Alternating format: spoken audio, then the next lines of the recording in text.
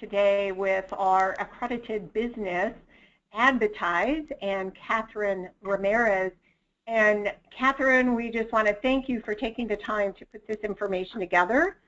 Catherine has extensive background in working with small and medium-sized businesses and helping them put together successful advertising campaigns. And so we just want to thank her for bringing that knowledge forward and sharing some of her years of experience with our accredited businesses. And with that, I'm going to turn the presentation over to Catherine.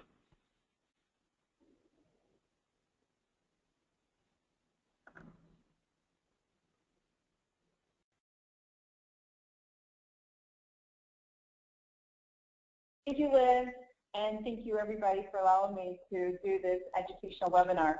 So the topic is why you should advertise. And so a little bit about me. I founded adBidtise a year ago. I have over 25 years of broadcast television sales experience, primarily as a hiring sales manager. I have been in 5 different markets: Milwaukee, Omaha, Madison, Albuquerque, and Knoxville. And I have represented various TV networks, so from ABC, CBS, the CW, the WB, Telemundo, and so on. So lots of stations that I'm very, very familiar with. I began my career out of college working with an ad agency called Robertson Russell. The primary purpose of the ad agency was to work with dealer groups all over the U.S. when we had dealer association and dealer groups. And so then a little bit about my personal life. Before I went to college, after high school, I was in the Air Force for 4 years. I went to Northwestern University for a management development program, and I have my bachelor's degree in business management with a minor in marketing and advertising. And for anybody who really cares about my free time, I love the wonderful summers in Wisconsin like anyone else. Wine tastings and voting. And so that's going to come to an end soon, which I'm sad about. Okay, so let me tell you a little bit about my story and why I created adBidtise so that you guys can understand where I'm coming from. Okay? And so after 25 years of broadcast media sales experience, I'm probably within the last, I would say, 3 to 4 years in meeting with small to mid-sized businesses like many of you, okay, daily. You go through a process. You go through a needs analysis and finding out about a business. You go through the research, and then you go through the recommendation, okay? Someone with my years of experience, by the time we get to the recommendation, really and quite honestly, in the back of my head, I'm thinking, my medium is not a good fit for this client. But because I have corporate regime down my back, I have a budget to fulfill, we have bonuses to meet, everybody has a target goal, and so you're kind of forced to kind of push that platform on that advertiser, which really is not fair to the advertiser, okay? And I'm no different than any other media rep out there. The disadvantage of representing one platform is you go through that series probably more often than you would like to, okay? So because of that situation and what I have been through in my years of experience, I came up with my platform. So my vision, my philosophy, the whole premise of my platform is, hey, if you're in business, you should be advertising, okay? But you should also know all your advertising options. Advertising works as long as you know all your advertising options. And so my platform creates a very safe, pressure-free environment. And so I'm very much like the FBI. I'm sure some of you probably know or don't know. If you watch 2020, you might know. But the FBI hires criminals to teach them the ins and outs of how to outsmart criminal minds, okay? Well, that's what I am. You're hiring me to teach you how to outsmart the media mind, okay?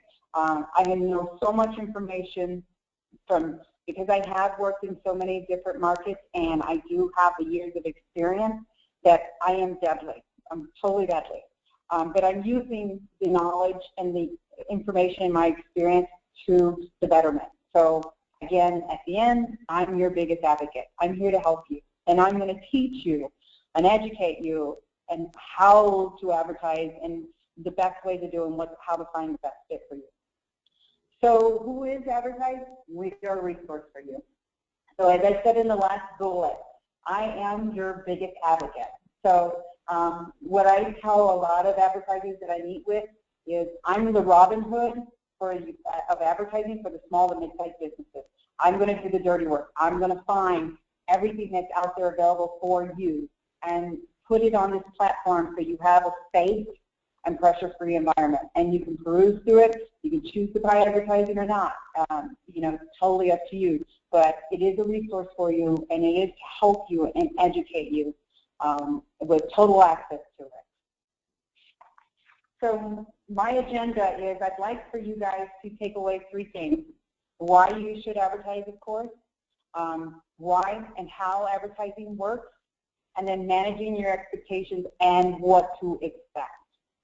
So some advertising statistics for you guys to absorb. There are 23 million small businesses in America, account for 54% of all U.S. sales, that's big. That's a huge impact that you guys make. Small businesses also provide 55% of all jobs and 66% of all new jobs since 1970, which is a very powerful thing. More than half of small business owners do not have a website, that's 52%, or even measure the results of their marketing programs, 56%, which to me seems a little odd, and I don't know, maybe some of you guys feel there's so much free advertising out there that every business should take advantage of it. And then, of course, the final bullet, 71.1% of consumers say they remember the brand name of a promotional item they've received within the past year. So if business marketed or advertised in some shape, way, or form, your consumers remember that. So that stays top of mind for them. So keep that in mind. Okay, so why you should advertise? Lots of reasons. Okay, first and foremost, of course, top of mind awareness. You want people to think of you first. Always think of you. Top of mind awareness. You also want to create demand. A lot of people don't realize they need your service, and you have to remind them that they need your service. So you've got to create the demand. Of course, you create credibility. Anybody who advertises is very credible. You're not seen as a fly-by-the-night business. You're seen as like longevity. Of course, you want to grow your market share. Advertising is the best way to grow your market share. Stand out from your competition. As we all know, everybody does not advertise. So the best way to stand out from your competition is to advertise in some way, shape, or form. Okay. You absolutely want to be on the shopping list. And I say this in regards to you don't have to have huge advertising budgets, huge advertising dollars. You don't to be on the shopping list. All you do is have to make a small impact and you are on that shopping list. So you do want to be on that shopping list. And then finally, of course, make your registering is, get that increased revenue that you deserve. Part of your marketplace. So why you should advertise, and this, what I'm doing is using some local examples. But first, how do you set yourself apart? The best campaigns offer more than a rational benefit. They talk about their unique selling proposition. And so the unique selling proposition basically is what sets you apart. What is unique about your business, your industry? What is unique about you that sets you apart from anybody else in your category, okay? And so lots of things can vary here, but you have to define it and you have to know what it is. And I have some examples of, like, if you're the lowest cost or you're the highest quality or the longest reputation, but you have to find out what is your niche. And so with this being said, I have some local examples. I didn't put anybody's name down because I just wanted to keep their identity secret. But these are businesses that I have worked with. And so I'm going to give you, I have lots of stories, but I'm going to give you a few of these so that you can understand the knowledge, the information I have, and how this is powerful and how it helps businesses. And so the first one relates to the hunting and fishing business that we worked with, and that wasn't here in Milwaukee. And so basically what the scenario was is this hunting, and it's very unique, hunting and fishing environment, okay? And it's enclosed hunting, and it's glamping, camping, okay? And so, so basically they market two different audiences. They market your high-end hunter who definitely wants to go home with game, and then they also target family glamping, families who want to camp but don't want the tents. They want a little more unique and upper-end 4-star camping experience, okay? And so I put everything. So basically when we sat down and talked to these, this business, they tried everything. They spent upwards of $500,000 and have tried everything, and nothing worked. And so in meeting with them, and we had several meetings, and diagnosing what was going on, what they did, why it didn't work, and pulling research, understanding who their core audience was, we were able to come up with a plan and a recommendation that really suited and fit their needs, okay? So I'll tell you what they did wrong, okay? And they did hire, just so you know, not everybody's an expert, they did hire 2 ad agencies. One was out of Milwaukee and one was in Green Bay. Okay, so those 2 failed. And they also tried every medium you can think of, okay? Magazine, print, cable, everything, okay? And so in diagnosing their problem, what we found out was, first and foremost, okay, they put the ads together. So the hunting and the glamping was in one ad, okay? I don't know about anybody out there, but as a future mom or as an aunt or whatever, I don't want to go glamping where somebody's going to kill Bambi, okay? So that was a failed attempt, and that was in all of their campaigns, okay? So they really didn't identify who their target audience was. The other thing that failed them was, and this was, it probably isn't easy to define, but it was easy for us. They were targeting serious hunters. So serious hunters that are regular hunters that go hunting. Well, the hunters that I know see the enclosed hunting as not sport. And so it was very insulting to them. And so when the ad agency ran all their commercials on cable and hunting shows, it really probably turned those hunters off, and so really probably caused a negative effect. And so what we did when we transitioned and fixed this client was we created 2 separate commercials. One was for the family glamping, and we put those in family-friendly programming. And then we created a hunting one, and we put those in high-end programming to get your doctors, your lawyers, things like that. And so the client ran with us for 3 months and saw more results than he did when he spent the $500,000. So at the end of the day, what I'm trying to say is it's not how much you spend, it's really knowing who your audience is and targeting, okay? To the next one, restaurant bar. This was a really niche restaurant bar, and this was in Madison. This bar, restaurant tried a lot of radio, and the radio stations told this restaurant bar radio works for restaurants. And so they spent a lot of money on various radio stations because it was a radio station with a family group, and they went from one station to the next, to the next, to the next, until they exhausted and finally said, you know what, it doesn't work. Well, when I came in and met with the restaurant bar, okay, all I had to do was find out what are you trying to, who are you trying to target, and what are you trying to relate to them.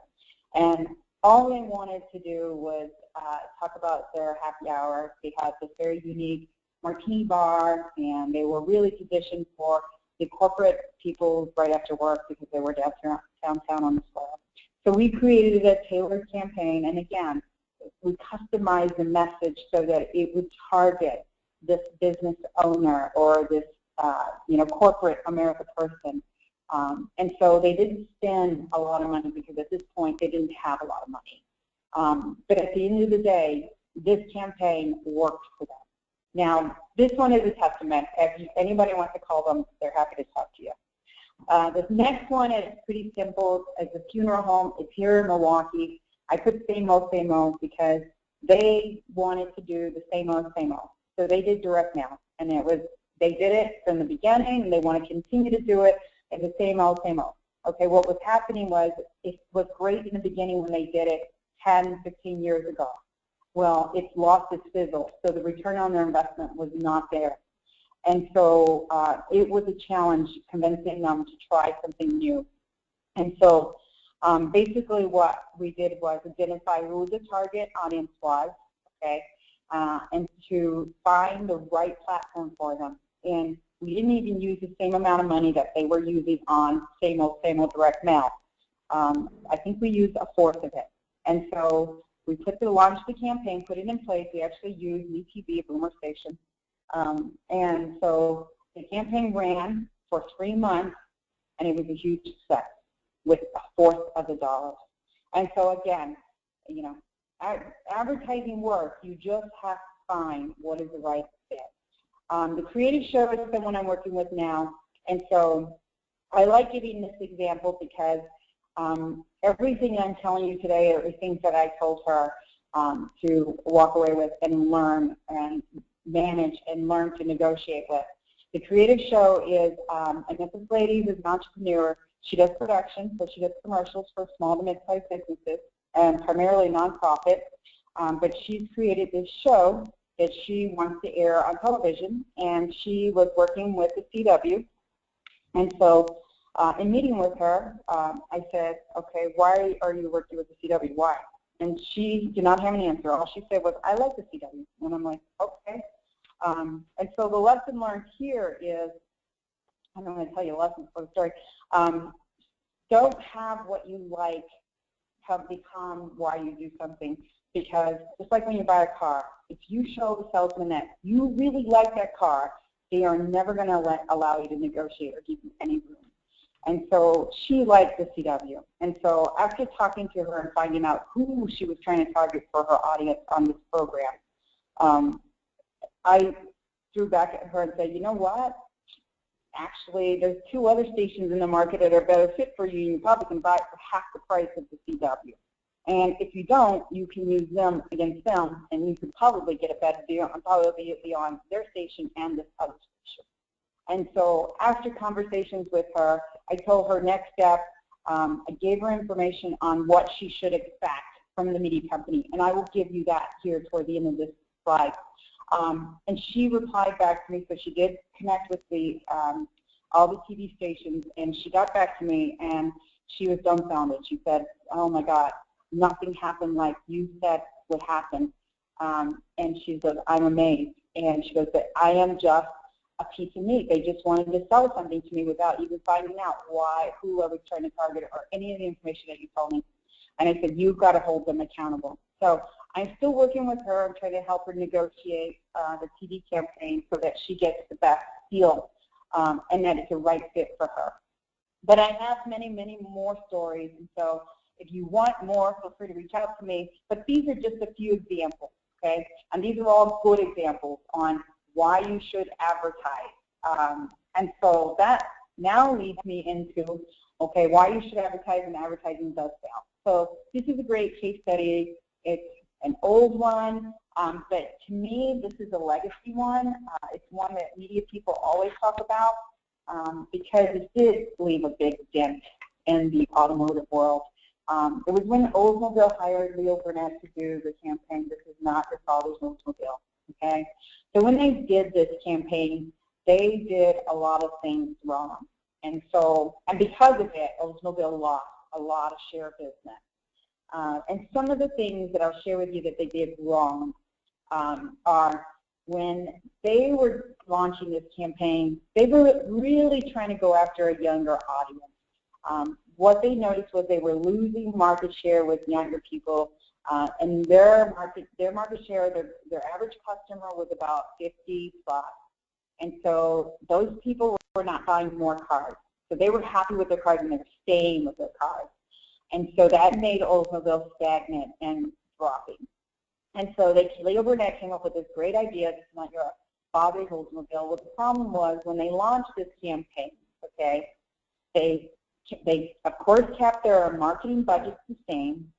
They bought the same programs as they did in the past, so that 50-plus audience, they bought the same programs. And so when the campaign launched, okay, it did two things. First and foremost, because it ran in the same programs that Oldsmobile was running in before, it insulted the regular, their current customer base. So the current customer is saying, what? You're calling me old? You're saying this is not your father's Oldsmobile? So they were insulted. The other thing it did was, for those younger people who did see the commercial or happened to see it, they thought in the back of their head, I don't want to drive my father's Oldsmobile. So it was a double negative. It really did not help Oldsmobile. And again, this is a great example of a lot of scenarios going on in here of the wrong target, the wrong media, just a lot of wrong. They didn't really think it through. But I guess at the end of the day, what I'm trying to say is even these big agencies fail a lot of times. So they didn't really have Oldsmobile's best interest in mind. They had more or less their great idea and thought it was really going to take that spin and capture the Oldsmobile fire, but no. And as we know today, Oldsmobile no longer exists. So a lot of millennials don't even know what Oldsmobile is. Okay, advertising works. Okay, so this to me is the best part. This is the part where you're going to learn a lot. Okay, so everybody should know your budget. Okay, and I guess you're sitting there asking, how do I do that? And so the easiest solution after working 5 different markets and working with hundreds of small businesses is figure out what your return on investment is. So what I say to a business owner when they want to advertise and never advertise, okay, I ask them, and I always ask a series of questions, but I ask, okay, what's your normal business day? Your normal. How many sales do you make in a normal month or a week? However you want to break it down, okay? But know what your normal business is, okay? So let's say you sell, 5 things a month, okay? And it's always been 5, and you want to grow, okay? So my question to you would be is what's your return on selling 1, okay? Is selling 1 going to offset what you spend in advertising? So you have to really assess it like that, okay? So let's say your advertising was $1,000 a month, and you selling 1 product, okay, gets you a return of $4,000. Okay, well that more than covers your $1,000. So you actually have room to spend a little more on advertising. But that gives you an idea and the threshold of how that works. So you have to keep budget along with return on investment. You don't want to misalign it. You want it to be proportionate. And you need to know, okay, what does it cost me, to get 1 more customer, okay? Because that's what your advertising budget is built upon, is really defining those metrics and really understanding it and knowing it, okay? So the other component to this is know your target audience, okay? So when I say this, I say your best audience, your everyday traffic. A lot of times I meet with a lot of businesses, and every time we sit down and meet and talk about this analysis and who their target audience, they always come back with, this is who I want, though. This is the audience I want. And that's great. That's awesome. But if that's not your day-to-day traffic, and you want to put money in marketing, you really want to jeopardize having your business go out because you want something that is probably nearly impossible as opposed to your day-to-day traffic. So please know your target audience and who that is, because that's your bread and butter. The next one is choose the right media platform to target your audience. And so this is where what is the right fit? And again, it goes back to the stories I told you. So understanding what your budget is, who your target audience, and finding the medium that is the best fit to target them. So it's really understanding what's out there and what's your best choice, okay? And then, of course, the message has to speak to your target audience. You cannot insult your audience. So if your audience is a 50 plus, please have your message very directed to a 50 plus. If your target audience is family, please target the message to families. Don't insult them and don't make them feel threatened or fearful. And so similar to the hunting and fishing story I shared with you, why would you put hunting, killing Bambi with planting together? I didn't see how that would work. But so just know that the message has to speak to your audience. Manage and know your expectations. So know what it is you want. So if it's a number of calls, you expect, 5 more calls than you normally get a day, or know and manage what it is, but make sure that it is manageable. And then be prepared. Be prepared and be ready to measure the results. So when I say be prepared is get your team ready, get your office ready, get your organization ready, let them know you're about to advertise, let everybody know what the offer is, let them know where the campaign's running. Everybody should be in the know. Everybody should have information about this.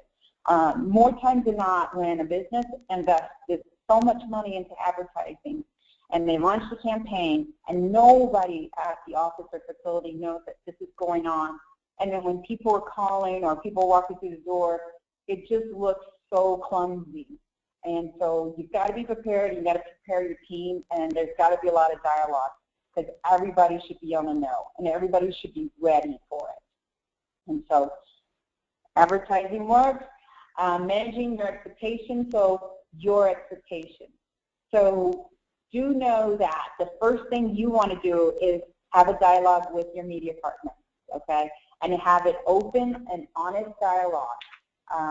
Be very aware of what it is that you want and what your expectations are.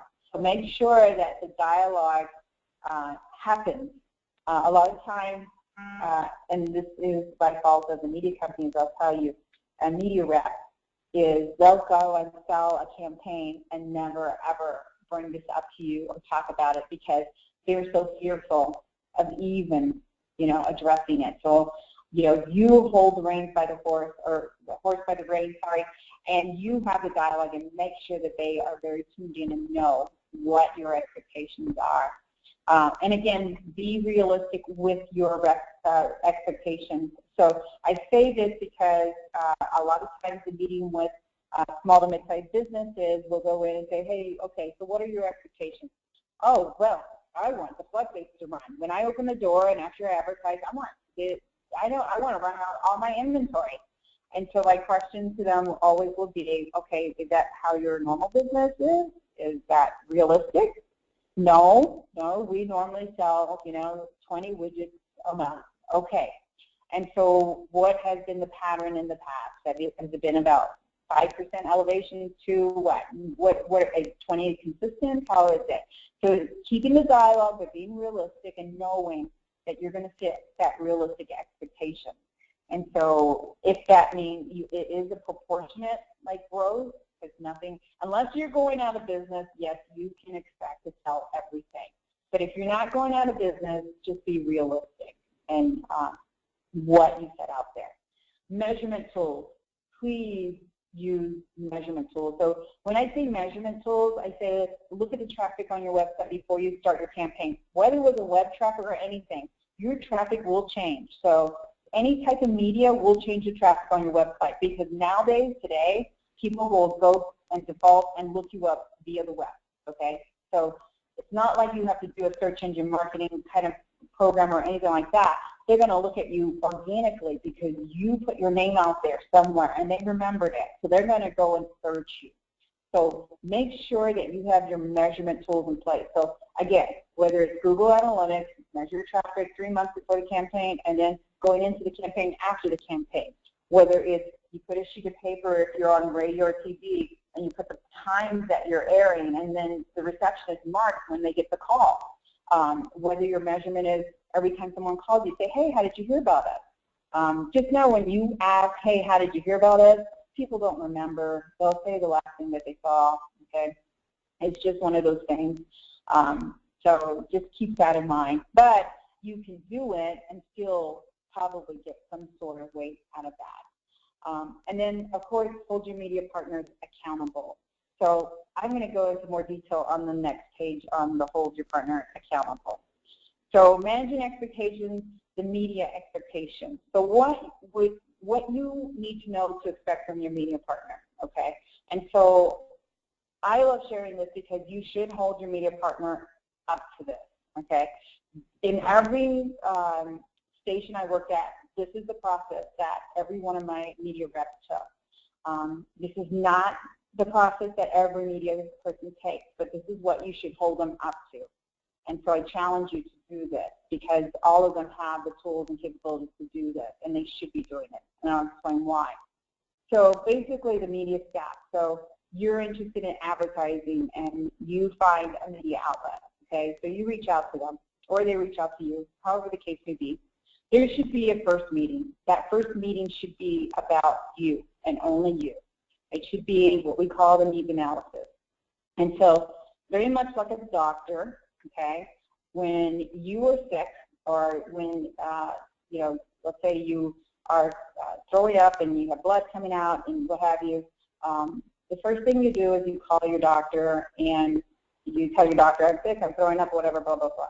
And so the doctor, the first thing he's going to say to you, or she is going to say to you is say, go to the emergency room so they can diagnose you, okay?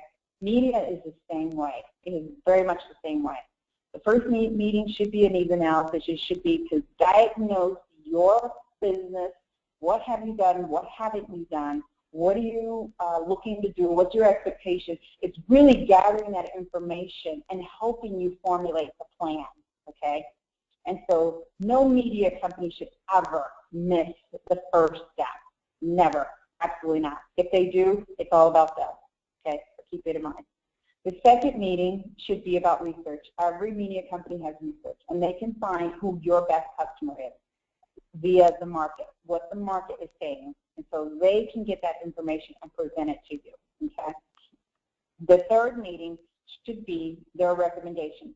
So based on the first meeting and the second meeting, they should formulate a campaign, a plan, so that they can present to you on, hey, based on our first two meetings, this is the recommendation that will achieve the expectations and results that you need, okay? And so some of these meetings can co-blend, so second and third could be one meeting, but the first meeting should always be about you, and it should be about assessing what your needs are. And so these are the steps that I would challenge you to hold your media partners against, because this is what should be going on in order for advertising to work, okay? So during the campaign, there should always be ongoing dialogue. They should always check in with you.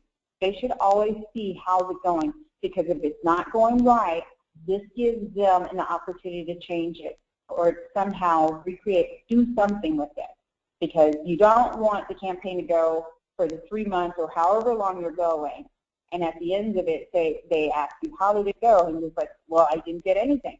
They should have called you after the first month or somewhere as the campaign was going. So make sure that you do have that ongoing dialogue.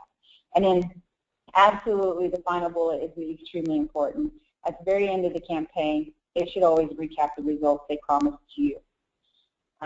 So when they offer that recommendation to you, so whatever it was that they met with you on your expectations, so if it was number of impressions, number of calls, whatever it was, they should at the end of their campaign deliver a recap and say, look, this is what you had purchased and this is what we delivered.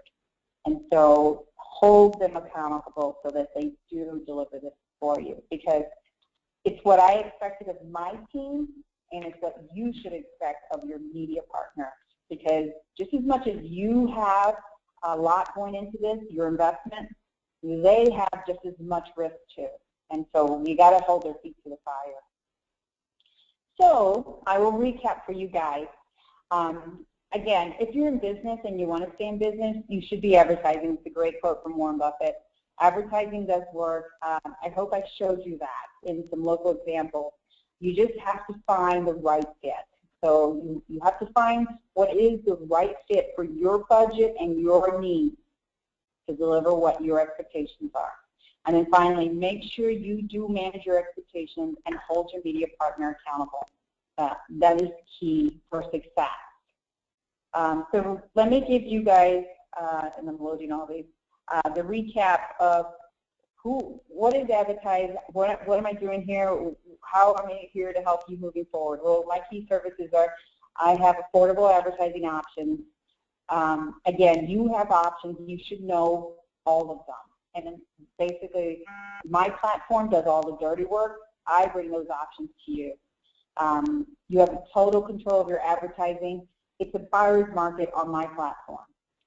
It's pressure-free, it's safe, and then, of course, the final one, I'm the advocate for your business. I'm the advocate for small to mid-sized business owners. As I said earlier, I'm the Robin Hood of advertising for small to mid-sized businesses. I'm the one that I'm going to go fight for you. I'm going to go negotiate those deals. I'm going to put them on my platform. I'm going to make sure that every option is available to you. And that if that option is not there and you are interested in it, send me an email. I'll go find it and I'll get it and I'll put it on my website. And so basically that's what adBidtise is. I am here for the small to mid-sized business owner. So thank you. Any questions now? Perfect. I'm going to actually stop